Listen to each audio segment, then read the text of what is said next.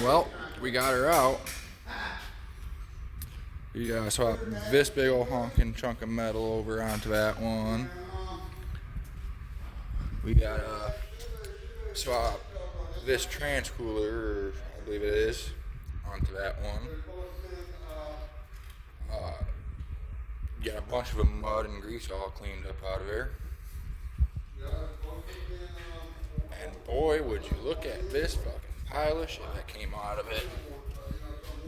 Oh, yeah. Oh, and she's also not doing a wheelie no more.